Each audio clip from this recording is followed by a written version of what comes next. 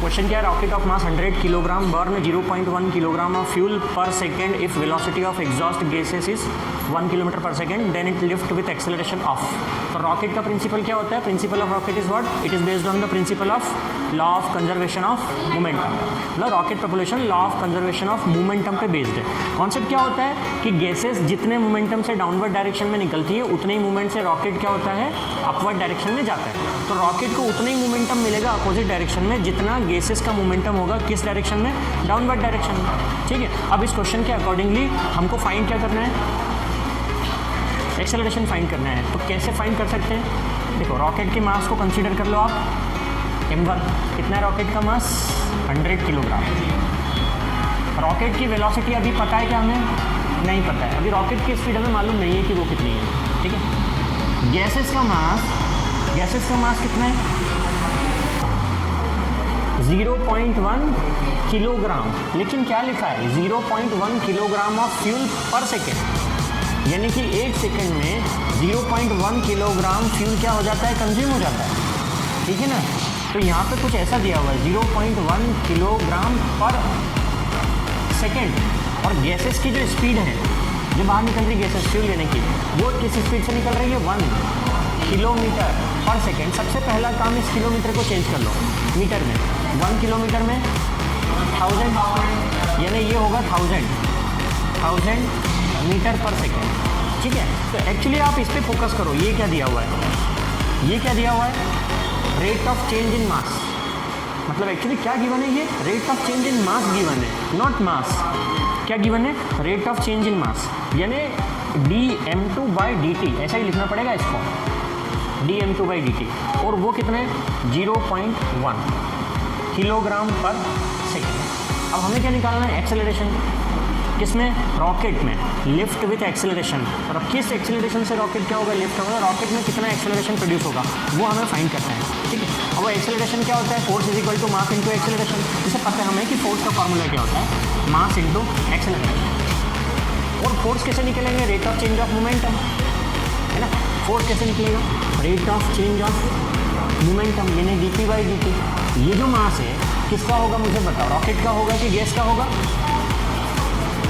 बेटा फोर्स किस पे लग रहा है, एक्सेलरेशन किस में प्रोड्यूस हो रहा है, तो मास किसका होगा। ठीक है ना, जिसमें एक्सेलरेशन प्रोड्यूस होगा मास वही होगा। तो रॉकेट का मास है जिसको मैंने m1 कंसीडर किया होगा, है ना। अब ये मोमेंटम में चेंज आया, फोर्स किस पे लग रहा था, रॉकेट पे, तो रॉकेट के मोमेंटम में कितना चेंज हुआ, यानी कि dp1/dt। रॉकेट के मोमेंटम में कितना चेंज होगा, by law of conservation of momentum कितना होगा, तो जितना गैस के मोमेंटम में चेंज हो रहा है बाय लॉ ऑफ कंजर्वेशन, यही तो है ना। मोमेंटम में जो चेंज होगा वो एक जैसा होगा, फ्यूल में जितना हो रहा है उतना रॉकेट में होगा। ठीक है, तो इसे dp1/dt लिखा है। मोमेंटम इज इक्वल टू क्या होता है, मास इनटू वेलोसिटी।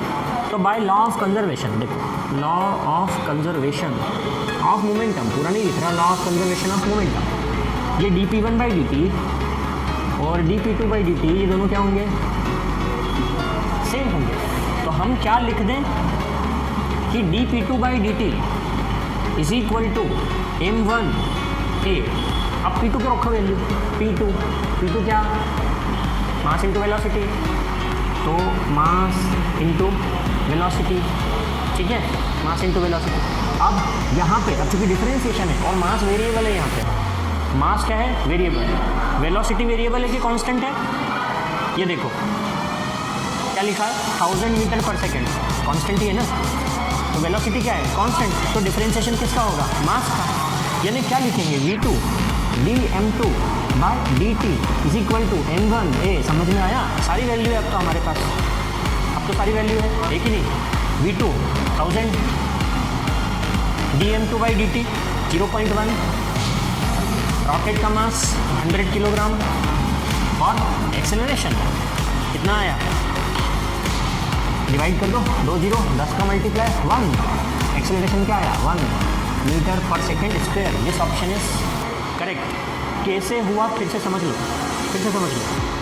क्वेश्चन सामने तुम्हारे, क्या क्या दिया है, रॉकेट का मास और rate of change of mass of fuel दिया है बेटा, नॉट मास, किलोग्राम पर सेकेंड लिखा है। तो इसको मैंने देखो क्या लिखा, dm2/dt dt, dm2/dt दिया हुआ है, समझ में आया ना क्यों? क्योंकि दिखा ना मास किलोग्राम पर सेकेंड, तो किलोग्राम पर सेकेंड का मतलब क्या हुआ, मास किस रेट से चेंज हो रहा है, हर सेकेंड 0.1 किलोग्राम फ्यूल बर्न हो रहा है, यानी dm2/dt दिया हुआ है, ठीक है। जिस स्पीड से फ्यूल निकल रहा है वो दी हुई है 1 किलोमीटर पर सेकेंड। पहला काम क्या है, ऐसा यूनिट में कन्वर्ट कर लो, किलोमीटर को मीटर में कन्वर्ट कर लिया, 1000 हो गया, 1000 मीटर पर सेकेंड। देन क्या कॉन्सेप्ट लगाया, निकालना क्या है, एक्सेलरेशन। इसमें रॉकेट में एक्सेलरेशन निकालने के लिए फोर्स का फॉर्मूला लगाओ, मास इनटू एक्सेलरेशन। न्यूटन का सेकंड लॉ लगा दो, फोर्स क्या होगा, rate of change of momentum, यानी dp1/dt होगा। लेकिन लॉ ऑफ कंजर्वेशन क्या बोलता है, क्योंकि रॉकेट का प्रिंसिपल यही है ऊपर जाने का, law of conservation of momentum. Gases का मोमेंटम, रॉकेट का मोमेंटम क्या होगा, सेम। तो रॉकेट का मोमेंटम इक्वल टू गैस का momentum dp2/dt, dp2/dt। Momentum is equal to, physics is equal to Manish Varma, तो p is equal to m2v2। अब इसमें देखो डिफरेंशिएशन करना है विद रिस्पेक्ट टू टाइम। तो वेलोसिटी तो कांस्टेंट ही बोल के रखिए कि कांस्टेंट वेलोसिटी से निकल रहा है फ्यूल तो बाहर, तो उसका डिफरेंशिएशन होगा नहीं। किसका डिफरेंशिएशन होगा, मास का, और वो दिया हुआ है dm2/dt 0.1। बस ये सारी वैल्यू अब नोन है हमारे लिए, पुट कर दो, एक्सेलरेशन आ जाएगा।